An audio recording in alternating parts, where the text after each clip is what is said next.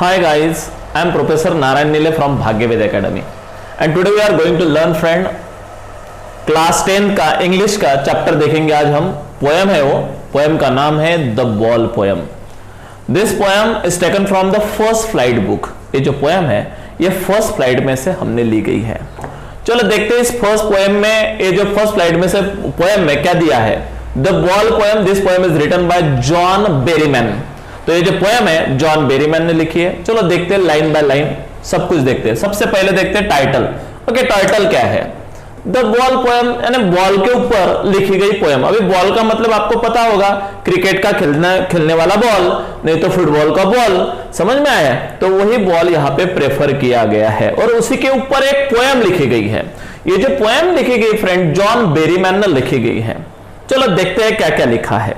तो सेकंड हम टाइटल देख लिया हमने।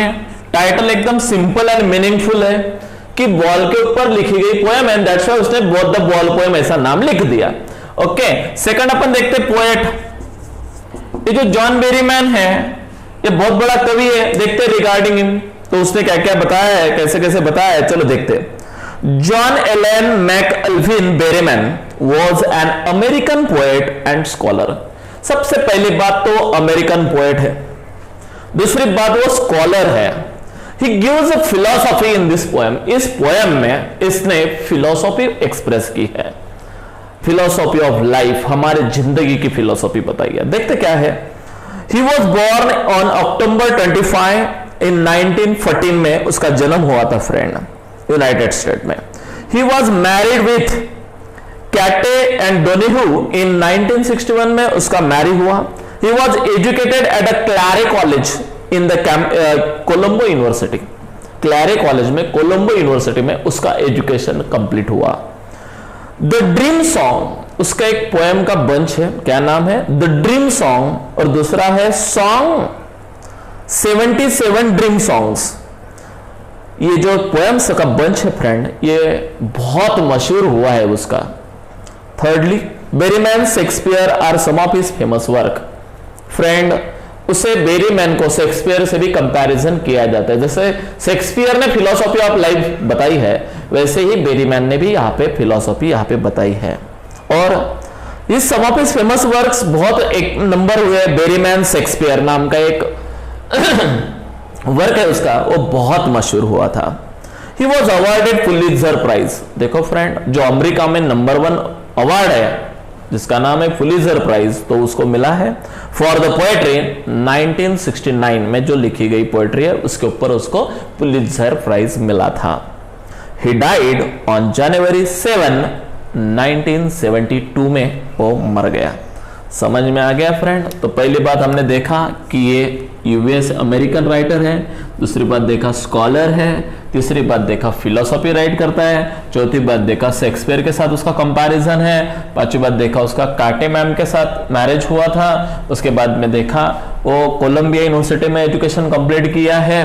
तो ये सारी बातें हमें ध्यान में रखना है ताकि हम जो लॉन्ग वाला क्वेश्चन रहता है उसमें जो इंट्रोडक्शन देना पड़ता है उसमें हम दे सके। ओके फ्रेंड, चलो नेक्स्ट। ये हो गया मेरा regarding the title, regarding the poet. अभी देखते हैं हम सेंट्रल आइडिया क्या है। ये जो पोएम है फ्रेंड, इस पोएम में सेंट्रल आइडिया क्या है, मतलब काय के बारे में बताया गया है। चलो देखते हैं। The ball poem looks like a simple story of a young boy losing his ball. ये जो स्टोरी है फ्रेंड, एक यंग बॉय की स्टोरी है। यंग बॉय जिसका बॉल लॉस हुआ है। क्या हुआ है? लॉस, यानी गुम गया उसका बॉल। तो जब वो बॉल गुम गया है तो उसको क्या क्या फील हुआ ये उसने इस पोएम में डिटेली एक्सप्रेस किया है। देखते हैं। यंग बॉय है लॉसिंग हिज बॉल, तो उसका मेन प्रॉब्लम है उसका बॉल लॉसिंग हुआ है, यानी गुम गया है उसका बॉल। तो उसको कैसे फील होता है वही इस पोएम में दिया गया है। और एक बात, the boy is severely upset over the loss. Actually जब ये बॉल उसका जब लॉस होता है, he was severely upset. What is by severely? And tremendously, बहुत ज्यादा वो अपसेट हुआ है। बराबर है। जब भी हमारी कुछ अच्छी वाली चीज जब हम खोते हैं, जिससे हम ट्रिमेंडस प्यार करते हैं, चाहते हैं, यदि वो चीज हमारी यदि खो गई तो ऑब्वियसली थोड़ा सा बैड फील हमें भी होता है, बराबर। हमारा ऐसा लगता है कि मेरा बहुत कुछ चला गया है, ऐसा इस लड़के को भी लग रहा है। Normally it may seems like a great and over reaction. Actually मेरे हिसाब से वो लड़का जरा ज्यादा ओवर रिएक्ट कर रहा है, एक्चुअली बॉल ही गया है उसका। He can buy the another ball and he can play with him. Actually वो दूसरा बॉल क्या कर सकता है, परचेस कर सकता है, लेकिन नहीं, वो वहां पे ही रुका है और उसी बॉल की तरफ ही देख रहा है जहां पे उसका बॉल गया है। यानी वो थोड़ा सा क्या कर रहा है, ओवर रिएक्ट कर रहा है। एक्चुअली हमारे हिसाब से वो ओवर रिएक्ट कर रहा है, लेकिन फ्रेंड यदि हम उसके प्लेस पे होते देन वी विल अंडरस्टैंड, तब हमें समझता था। देखो फ्रेंड, हमेशा ऐसा ही लगता है जब हमारे ऊपर बिफॉल होती है एक आधी कंडीशन, तो हमें लगता है कि it is so serious, we should have take it. ये बहुत डेंजरस टिपिकल कंडीशन मेरे साथ, घटना मेरे साथ हुई है। और यदि दूसरों के साथ होती है तो बोलते हैं हाँ क्या बड़ी बात है, होते रहता है ऐसा। और वही हमें क्या करने, हम ही यदि किसके साथ होती है तो हम उसके घर पे जाते हैं, उसका कॉन्सोलेशन करते हैं, उसको समझाते हैं कि होते रहता है, कोई बड़ी बात है। और यदि हमारे साथ होता है, जब कोई बोलने आता है तो हम उसको बोलते हैं हाँ बताना आसान है, but whenever the condition befall on us then we will understand, तब जाके तुझे समझ में आएगा। तो ऐसा यानी आपला तो बाप है, दुसऱ्याचं ते cart, like that same condition tendency is here friend. यानी हमारे साथ कुछ हुआ है तो बहुत सीरियस हुआ है, यदि दूसरों के साथ हुआ है हाँ होते रहता है, इतना क्या लेना मन को लगाना। तो उसी प्रकार से राइटर को भी ऐसा ही कहता है कि उस लड़के ने इतना ओवर रिएक्ट किया है, उसका बॉल गया। नहीं फ्रेंड, मेरे हिसाब से उसका सिर्फ बॉल नहीं गया है, उसकी उस बॉल के साथ कुछ यादें थी, वो यादें भी लॉस हुई है। And that's why the boy was in over react, और इसलिए वो लड़का शायद क्या कर रहा है, ओवर रिएक्ट कर रहा है।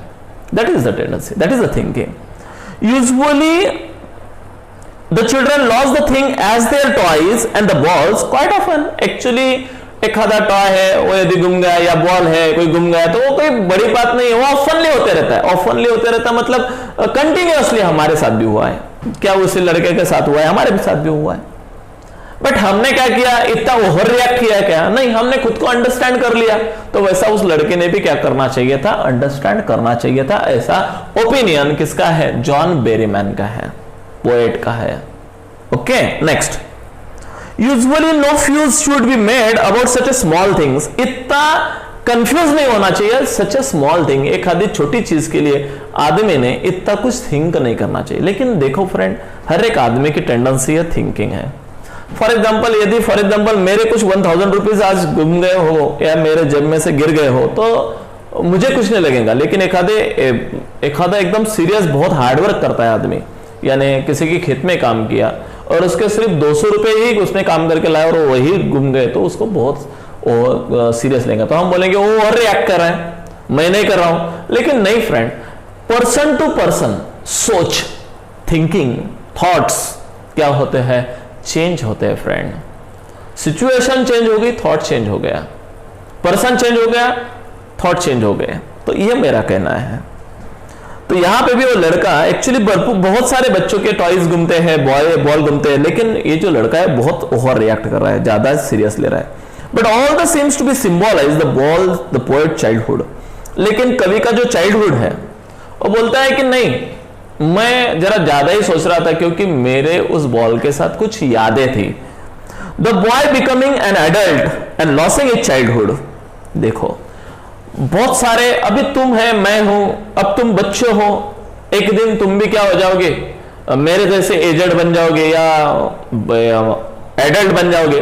Then you have lost your childhood, तो आपका भी चाइल्डहुड आप क्या करोगे, लॉस करोगे। Then you will be remember your childhood, then आपको भी आपका चाइल्डहुड क्या आएगा, याद आएगा।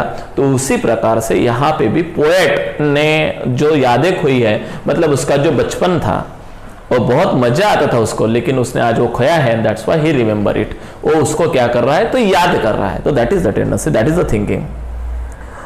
Loss his childhood, he was clinging on to his childhood for so long, क्योंकि उसके चाइल्डहुड के बारे में वो बहुत बार सोचता है। The poet accept the changes in his life. Actually जो पोएट है वो एक्सेप्ट कर रहा है चेंजेस इन द लाइफ। देखो फ्रेंड, हर एक के लाइफ में क्या होते रहते हैं, चेंजेस होते रहते हैं। जैसे मेरे लाइफ में हुआ, मैं भी एक स्टूडेंट था, बाद में मैं प्रोफेसर बना, फिर पापा बना, फिर एक समाज का एक घटक बना, यानी मेरे भी लाइफ में अभी क्या हो रहा है, चेंजेस हो रहे हैं। तो आई शुड हैव एक्सेप्टेड। तो ये जो चेंजेस है फ्रेंड, हमने क्या करना चाहिए, एक्सेप्ट करना चाहिए। और तुम्हारे वे में ऐसे चेंजेस हो जाएंगे, बराबर। तो चेंजेस होते रहते हैं, सिचुएशन के अनुसार आदमी ने ये चेंजेस को क्या करना चाहिए, एक्सेप्ट करना चाहिए। पोएट बोलता है कि मैंने एक्सेप्ट किया, बराबर। So the boys childhood adult lost his childhood, he was clinging. Okay, the poet accepts the challenges in life, although he is still suffering, yet he is learning to move on and from the fleeting childhood. देखो, बचपन से, अपने childhood से आज हम adult बन गए, बराबर। ये जो प्रवास किया है हमने, ट्रैवल किया है, कहां से कहां तक, चाइल्डहुड से एडल्ट तक का ये जो ट्रैवल किया है, इसमें हम बहुत कुछ चीजें क्या किए हैं, हमने लर्न किए हैं, मतलब सीखे हैं हम। और ऐसा नहीं कि अभी बहुत हो गया सीखना, नहीं, अभी भी हम क्या कर रहे हैं, लर्निंग ही कर रहे हैं, मतलब क्या कर रहे हैं, सीख ही रहे हैं, बराबर। सिचुएशन टू सिचुएशन हम में बहुत ज्यादा क्या भी हुए हैं, चेंजेस भी हुए हैं। हम में हमारे शारीरिक चेंजेस हुए हैं, मानसिक चेंजेस हुए, हमारे थॉट्स भी क्या हुए हैं, चेंजेस। तो like that same condition we have to accept it. तो हम सब बच्चे ने ये सारी बातों को क्या करना चाहिए, एक्सेप्ट करना चाहिए। और आज मैं एक्सेप्ट कर रहा हूं, ऐसा राइटर कह रहा है, पोएट कह रहा है। चलो next. Then the true theme of the poem is that we should cherish every moment of life. तो मेन थीम, हमारे सेंट्रल आइडिया हमारी पोएम की है कि every event in the life, यानी हमारे जिंदगी, EVERY, every event in our life, यानी हमारे जिंदगी का हर एक event in our life, we should have cherish it, यानी we should have enjoy it. तो हमने हर सारे इवेंट्स क्या करना चाहिए, एंजॉय करना चाहिए, चेरिश करना चाहिए। यानी जिंदगी में कुछ भी इवेंट्स हो, बचपना क्यों ना हो, एंजॉय करो, बराबर। सर्विस लग गई अभी मुझे, फिर भी मैंने उसमें भी क्या करना चाहिए, एंजॉय करना चाहिए। ओके, बुढ़ापा आएगा कल, ओके, उसमें भी मैंने क्या करना चाहिए, एंजॉय करना चाहिए। यानी if you enjoy each and every step of life, I promise you, you will be get tremendous happiness in it. तो मैं लिख के देता हूं कि आपको ट्रिमेंडस उसमें क्या मिलेगा, हैप्पीनेस मिलेगा। ऐसा ही यहां पे राइटर का कहना है, पोएट का कहना है। Okay, next. तो यहां पे cherish every moment, life is really very short. और एक बात बोली है, हमारी जो जिंदगी है, ये लाइफ जो है ना, एकदम क्या है, शॉर्ट है। So enjoy the every moment of life. तो इसलिए हर एक मोमेंट हमने जिंदगी का क्या करना चाहिए, एंजॉय करना चाहिए। यहां पे यही सजेशन पोएट ने हमको दिया है। The poet realises that it is very difficult to deal with the loss, but it must be done. Actually मान्य है, किसी का कुछ लॉस होता है तो उसको उस समय पे बहुत बुरा लगता है। राइटर भी बोलता है, एग्री है मैं। फॉर एग्जांपल, इस लड़के का जो बॉल क्या हुआ है, लॉस हुआ है, तो उसे बुरा लग रहा है, बट यस, लगने दो। लेकिन कुछ दिनों के बाद में आदमी ने क्या होना चाहिए, रिकवर हो जाना चाहिए, बराबर। यानी we should have accept the challenges in our life. यानी हमारे जिंदगी में भी यदि हमको कुछ चैलेंजेस वगैरह करने हैं, फेस करने हैं, तो we should have accept it. तो हम सब बच्चों ने, हम सब लोगों ने उसको क्या करना चाहिए, एक्सेप्ट करना चाहिए। तो इस यंग बॉय ने भी उसका चैलेंज क्या करना चाहिए था, एक्सेप्ट करना चाहिए था। This kind of tendency of the poet, यही कहना है, बराबर। We should move on as there is no use in the wasting precious time and life. इसलिए सजेशन हमें सिर्फ यहां पे मॉरल और एडवाइस सिर्फ एक ही दिया है, life is very precious, each and every moment is very precious, so enjoy it.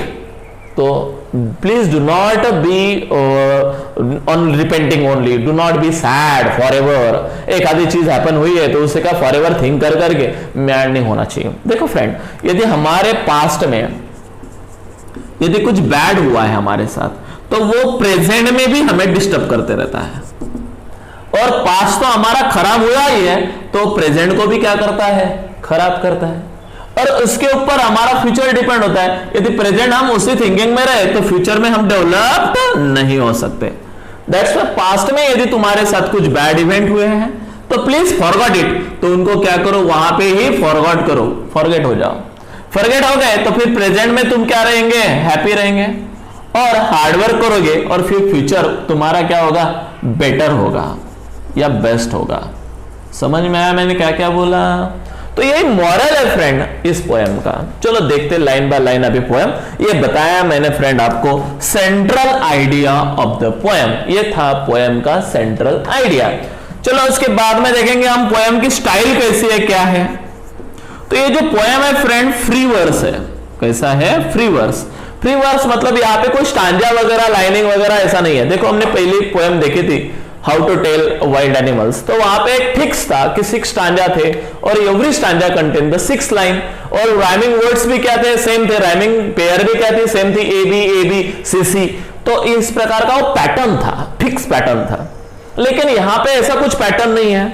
देखो यहाँ पे सारी पोएम्स हमको ऐसी कैसी भी लग रही है, मतलब ऐसा कुछ थिंक नहीं किया है पोएट ने कि मुझे इतने स्टांजे बनाने हैं, इतने लाइन्स एक स्टांजा में डालना है, ऐसे ये राइमिंग वर्ड्स आनी चाहिए, तो ऐसा नहीं है। दैट्स व्हाई ऐसा यदि होता है तो इसको बोलते हैं फ्री वर्स, यानी मुक्त काव्य, यानी कैसे भी मन में जैसे आया वैसे लिखते बैठा।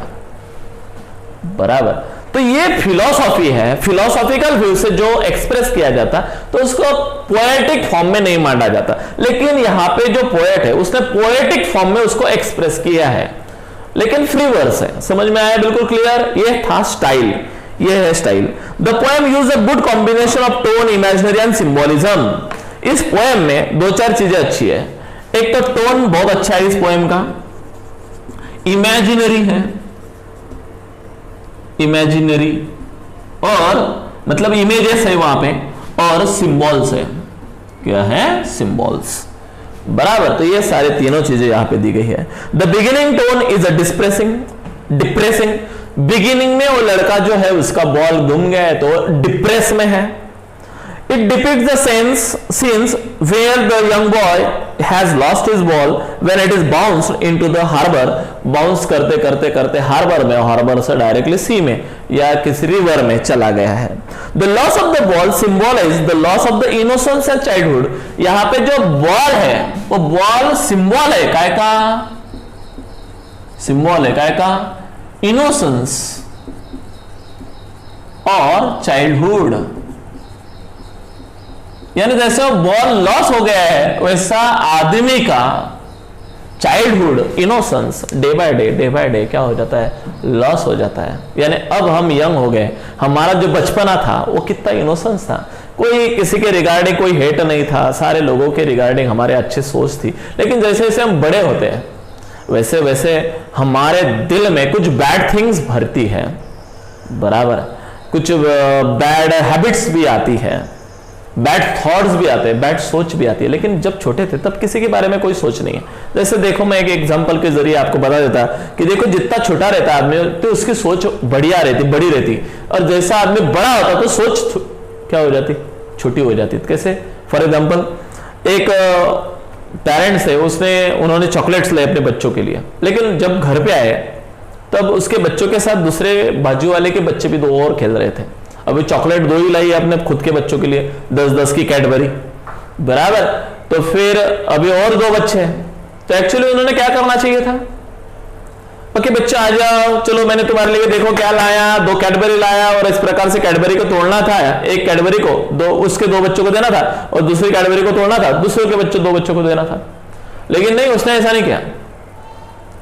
तो उसने वो कैडबरी डायरेक्टली कुछ भी नहीं कहा, सीधा जाके फ्रिज में रख दी, और कुछ टाइम के बाद जब वो बच्चे खेलने से उसके घर से गए तब जाके उन्होंने वो कैडबरी बच्चों को बुलाया, चलो बच्चा आ जाओ, देखो मैंने तुम्हारे लिए क्या लाया। तो बच्चे बोले पापा तुम तो कब क्या आए हो, फिर तुमने कैडबरी लाई थी? बोले हाँ लाई थी। बोले क्यों नहीं दी? बोले वो बच्चे थे। बोले क्यों, उनके सामने क्यों नहीं दी? बोले तो उनको भी देना पड़ेगा। हाँ बोले करना था ना, वो कैसे देते हैं? बोले हमको उसके पापा लाते हैं तो वो हमको क्या करते हैं, शेयर करते, तो हम भी शेयर करते थे। तो देखो सोच, यानी जब बचपना था तब सोच बड़ी थी, जब चाइल्डहुड था तो, लेकिन अब बड़े होके हमारी सोच क्या हो गई है, छोटी हो गई है। यानी आदमी जितना बड़ा होता है उसकी सोच उतनी क्या होती है, छोटी होती रहती है। तो यही यहां पे दिया है कि जो बॉल लॉस हुआ मतलब वो बॉल नहीं है, तो उस लड़के का इनोसेंस है, चाइल्डहुड है, वो लॉस हुआ है। समझ में आया? नेक्स्ट, तो आगे तो एक सिंबल है, यही एक आपका ये like a childhood the lost ball can't be retrieved. जैसे जो बॉल गया है तो अभी सी में चला गया तो it can't be retrieve. Retrieve मतलब रिगेन, वो क्या नहीं हो सकता, हमें मिल नहीं सकता, वो गया गया। तो उसी प्रकार से हमारा इनोसेंस या हमारा चाइल्डहुड अब जा रहा है और गया कि गया, ये कभी भी नेवर टू कम बैक, वो कभी भी क्या नहीं होता, कम बैक नहीं होगा। देखो फ्रेंड, आप अभी 10th में या 9th में हो, 10th में हो, तो आपका दिस ईयर बहुत इंपॉर्टेंट है। बहुत बच्चे इसी ईयर में ट्रिमेंडस स्टडी करके ट्रिमेंडस मार्क्स मिलाएंगे, और कुछ बच्चे बोलेंगे क्या बड़ी बात है, देखेंगे अगले साल। तो अगले साल 10th नहीं आने वाला, अगले साल 11th आने वाला है, यानी मार्क्स कम ही पड़ जाएंगे। लेकिन जिसने ये समझ लिया कि यदि कुछ बातें करनी होती है तो वो पीरियड होता है स्पेसिफिक, उसी पीरियड में वो होनी चाहिए, और जो उसे अकॉर्डिंग टू दिस एज करता है तो person will be get success. और जो उसको सीरियसली ले लेता है तो ही विल नॉट सक्सेस, तो वो सक्सेस नहीं हो पाता है। समझ में आया? यानी हर एक काम एक प्रॉपर टाइमिंग है और प्रॉपर सिचुएशन में ही होना चाहिए, बाद में वो होता नहीं। चलो नेक्स्ट, कभी भी रिट्रीव नहीं होता बॉल जैसा। The tone in the end changes the giving the encouraging message. लेकिन पोएट ने लास्ट में एंड में थोड़ा सा मैसेज चेंज कर दिया है। क्या मैसेज चेंज कर दिया है? हमको इनकरेज करने के लिए। क्या इनकरेज कर दिया है? Life should be lived as it is, we should move on and changing the time. लेकिन जो भी हमारे लाइफ में ऐसी बहुत घटनाएं होती है घटित कि हमारा कुछ लॉस भी हो जाता है, तो क्या हमें रोते फिरना चाहिए? तो नहीं, तो हमने उसके ऊपर सोचना ही छोड़ देना चाहिए। क्यों? ताकि जो लाइफ बचा है हमारा वो तो भी हम हैप्पीनेस से जाए, नहीं तो उसी के ऊपर यदि सोचते बैठे तो प्रेजेंट भी हमारा खराब हो जाएगा, और प्रेजेंट खराब हो गया तो ऑब्वियसली उसके ऊपर डिपेंड होने वाला जो फ्यूचर होता है वो भी खराब हो जाएगा। तो यही हमें इनकरेज किया है कि जो भी होता है लॉस जिंदगी में, तो उसको क्या करो, छोड़ दो, लिव इट और change according to the time and situation. The poem is in the free verse, it is as it suits tone and content. तो इस प्रकार से ये कंटेंट यहाँ पे इस पोएम में दिया। Got it everybody? तो ये था फ्रेंड स्टाइल। अभी तक भी मैंने पोएम स्टार्ट की नहीं है, यानी अभी तक भी मैंने सिर्फ टाइटल के बारे में बोला, पोएट कौन है इसके बारे में बोला, कविता में का सेंट्रल आइडिया क्या बोला, पोएम का स्टाइल कैसी है ये भी मैंने आपको बोला। चलो अभी देखते फ्रेंड हम poem line by line. Please open your books. तो ये बुक्स आप सभी बच्चे निकाले और बैठे। चलो देखते हैं लाइन बाय लाइन किस प्रकार से उसका मीनिंग वगैरह निकलता है और उसके ऊपर एक्सट्रैक्ट बेस्ड क्वेश्चन कैसे आते हैं। तो चलो पहली 4 lines. What is the boy now who has lost his ball. चलो एक लड़का है, उसका बॉल क्या हुआ है, लॉस्ट हुआ है। What is he to do, I saw it go. मैं देख रहा था और लड़का क्या कर रहा था, लड़का खेल रहा था, खेलते खेलते उसके हाथ से बॉल छटक गया और वो ball I saw it merrily bouncing, वो बॉल एकदम मेरीली बाउंसिंग करते करते गया, मतलब हैप्पीली बाउंसिंग। मेरीली का मतलब write down, jumping happily down the street. फिर पहले वहां उससे गया तो जंपिंग गया, स्ट्रीट पे गया, स्ट्रीट के बाद में देन मेरीली ओवर, फिर स्ट्रीट उसने क्रॉस कर लिया, there it is into the water, फिर बाद में काय में चला गया, तो पानी में चला गया। समझ में आ गया 4 लाइंस। और एक बार बोलता हूं कि पोएट वहां पे क्या कर रहा था, सीज द बॉय, एक लड़के को देख रहा था। Then the ball loss is ball, तो बॉय लॉस इज बॉल, तो उस लड़के का बॉल क्या हुआ है, लॉस हुआ है, बराबर। He asked what he will the boy do now, अभी पोएट को लगा कि अभी ये लड़का क्या करेगा, तो ये saw the ball is bouncing merrily, तो लड़का देख रहा था कि उसका जो बॉल था वो मेरीली क्या किया, बाउंसिंग किया, फिर गली में गया, स्ट्रीट में। Now in the same way it is fallen into the water and lost forever, और इस प्रकार से वो बॉल फॉरएवर क्या हो गया, लॉस्ट। ये थी मेरी सामने की 4 लाइंस। समझ में आया? चलो उसके ऊपर एक्सट्रैक्ट बेस्ड क्वेश्चन देखते हैं अपन कैसे है। तो What has gone wrong with the boy? उस लड़के के साथ क्या wrong हुआ, तो he lost his ball. The boy has lost his ball. चलो next. What did the poet see? Poet ने क्या देखा? The poet saw the ball bouncing down the street and finally falling into the water. Question number 3. Where did the ball fall into? The ball fell into the water. Last question. What is the condition of the boy after losing the ball? The boy seems to be upset. वो लड़का क्या हुआ है? Upset हुआ है। समझ में आया? फर्स्ट स्टैंडा बिल्कुल क्लियर हुआ सभी का? और यदि क्लियर हुआ तो मुझे बोलो। ओके, चलो नेक्स्ट। तो ये था मेरा पहला स्टैंडा। दूसरा स्टैंडा देखेंगे फ्रेंड हम, वो भी 5 लाइन का लेते हैं। Okay, next. No use to say O there are other balls. लेकिन उस लड़के ने ज्यादा टेंस नहीं लेना चाहिए था, क्योंकि जैसे भरे के बॉल्स, बच्चों के बॉल गिरते हैं तो दूसरा परचेस कर लेना था। वो कोई बॉल ऐसा कुछ प्रेशियस चीज नहीं है कि चलो भाई मिलेगा नहीं या ज्यादा पैसे लगते हैं, ऐसा भी कुछ नहीं है, जाके परचेस कर सकता था।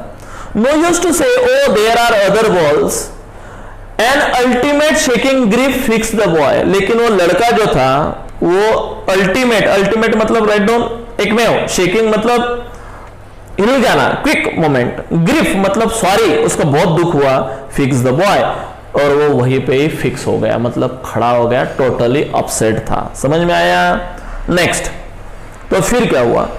एज ही स्टैंड रिगिड, कैसा खड़ा रहा था वो लड़का? एकदम रिगिड, राइट डाउन, रिगिड का मतलब लाइक अ स्टैचू, कैसा खड़ा था? स्तब्ध खड़ा रहना। ट्रेमलिंग, उसके हाथ पैर क्या कर रहे थे? ट्रेमलिंग कर रहे थे। ट्रेमलिंग का मतलब राइट डाउन शिवरिंग।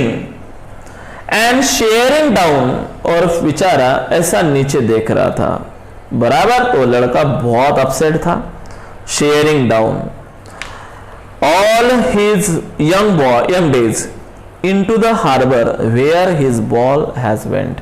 एक्चुअली उसके यंग डेज उसने पूरे उस हार्बर के ऊपर क्या किए हैं? निकाले हैं। और आज वो वहीं पे जब भी आता है तब हार्बर में अपना बॉल कहाँ पे गिरा है वो देखता है। अभी वो बड़ा हो गया है, बराबर। तो चलो देखते हैं इस पोएम का क्वेश्चंस कैसे आएंगे। What is the significance of the lost ball for the boy? क्या महत्व है उसका? There will be no use of the consoling the boy because that can be have the other ball, क्योंकि उसको ज्यादा कंसोल करने की जरूरत नहीं है, क्योंकि दूसरा बॉल ही कैन परचेस, वो परचेस कर सकता है, और it is not so high cost, और उतनी भी उसकी क्या नहीं है? कॉस्ट हाई नहीं है। अभी second question, what is the condition of the boy? उस लड़के की कंडीशन कही है तो rigid, strict, he is standing like a statue, बराबर। तो ऐसे उसकी कंडीशन हो गई। एंड श्यूरिंग, और क्या कर रहा था? श्यूरिंग कर रहा था। What is he staring down? वो किसके तरफ देख रहा है?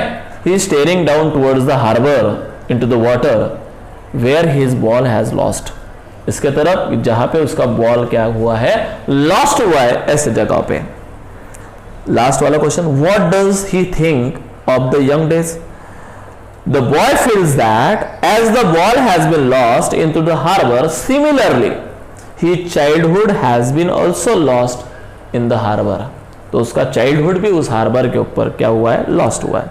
समझ में आ गया? कितनी लाइन हो गई? पहली 4, बाद में ली मैंने 5। अब लेते फ्रेंड नेक्स्ट 4 और लाइन। चलो, I would not intrude on him. What is bye intrude? मतलब इंटरफियर, मैंने उसमें कोई भी इंटरफियर नहीं किया, मतलब पोएट ने। A dime another ball is a worthless now. Dime का मतलब राइट डाउन कॉइन, मतलब 10 रुपीज 5 रुपीज का कॉइन जैसा रहता वैसा। तो ज्यादा से ज्यादा 10 सेंट्स, मतलब यूएस का डॉलर है वो, यानी ज्यादा से ज्यादा 10 सेंट में क्या आ सकता है? बॉल आ सकता है। Another ball is a worthless, यानी वो इतने नहीं है, वर्थलेस है, मतलब इतनी उसकी प्राइस क्या नहीं है? हाई नहीं है। Now he senses the first responsibility. Senses मतलब कंसिडर, रिस्पॉन्सिबिलिटी मतलब जिम्मेदारी।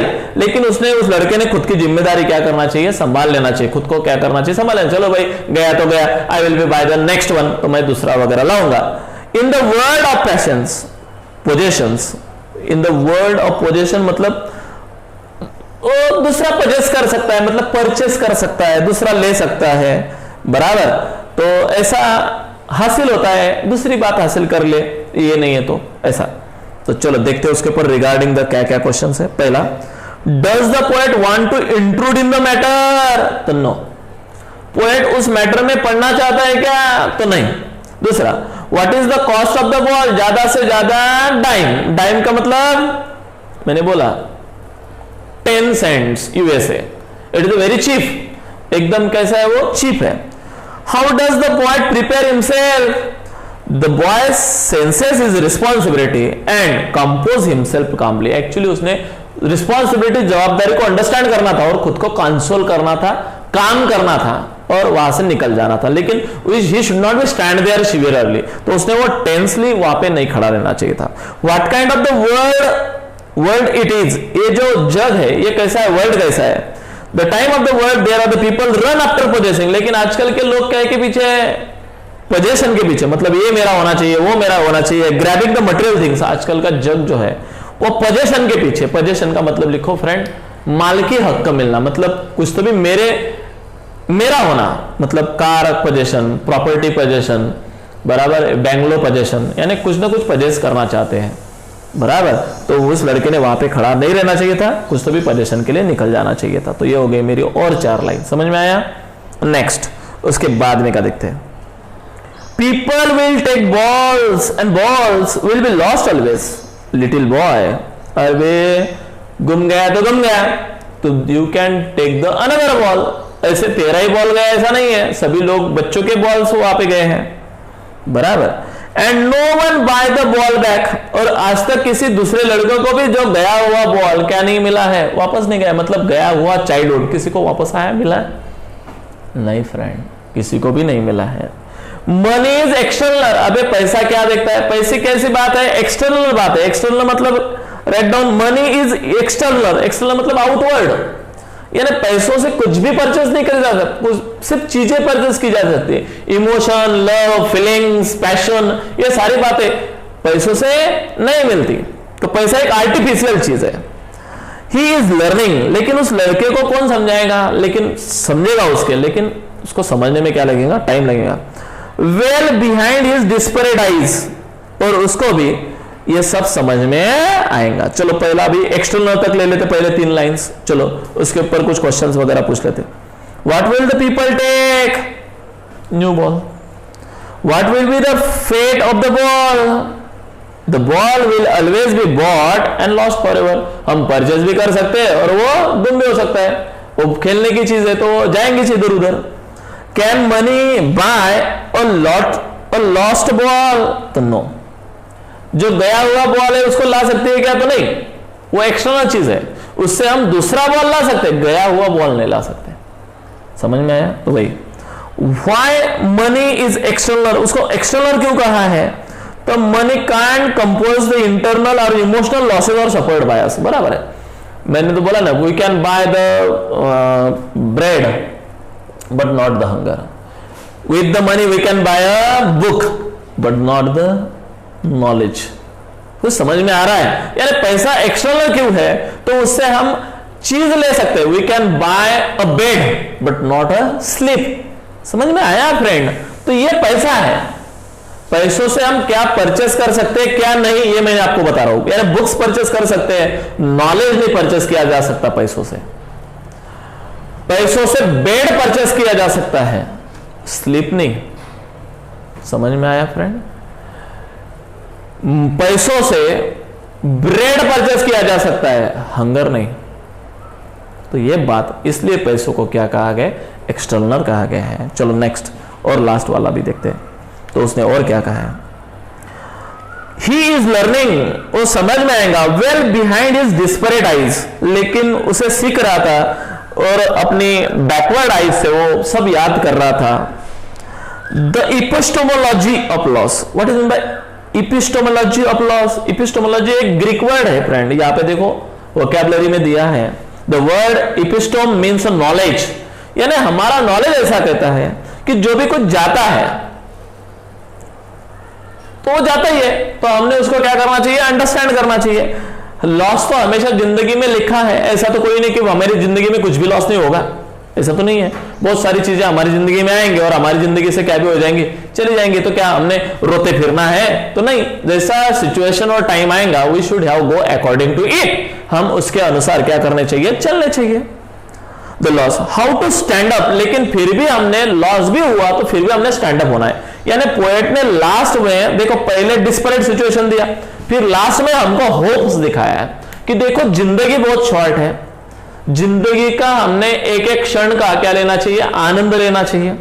Every event is very important, बराबर। We should not be think about the past, हमने पास्ट के ऊपर क्या नहीं करते बैठना चाहिए, सोचते बैठना नहीं चाहिए, क्योंकि यदि पास्ट के ऊपर सोचते बैठे तो हमारा प्रेजेंट भी क्या हो जाएगा, खराब हो जाएगा, और यदि हमारा प्रेजेंट खराब होगा तो ऑब्वियसली हमारा फ्यूचर भी खराब हो जाएगा, यानी टोटल लाइफ हमारा क्या हो सकता है, खराब हो सकता है। इसलिए हमारे एपिस्टेमोलॉजी से, मतलब हमारे नॉलेज के अनुसार, माझ्या ज्ञानाने मी असं लोकांना सांगतो, असं आपण म्हणतो का, अकॉर्डिंग टू माय नॉलेज। तो इसी प्रकार से इपिस्टेमोलॉजी ऑफ लॉस, ये लॉस की इपिस्टेमोलॉजी हर एक ने अंडरस्टैंड करना चाहिए।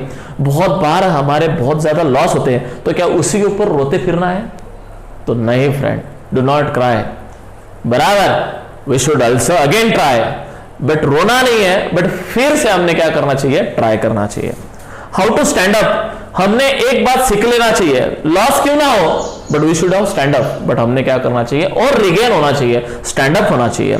Knowledge that every man must on one day know, तो ये एक दिन का नॉलेज नहीं कहता है, तो ये पूरी जिंदगी भर का नॉलेज। फिर बाद में आदमी को लाइफ क्या है ये समझ में आता है, लेकिन कब समझ में आता है, बुढ़ापे में।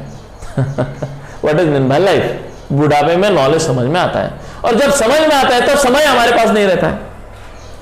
इसलिए बूढ़े लोग देखो बहुत सेटिस्फाइड रहते, वो हमको बहुत ज्यादा बातें बताते रहते कि ऐसा मत करो, ऐसा करना चाहिए, लेकिन अब उनको जब हम उनके नहीं सुनते, हम बोलते हाँ तुम्हाला काय आता गोच्या बसे जा तुम्ही, we should do our self, आमच्याला काम तो करतो, but we are not listening to them, but हम उनकी बातें क्या नहीं करते, लिसन नहीं करते।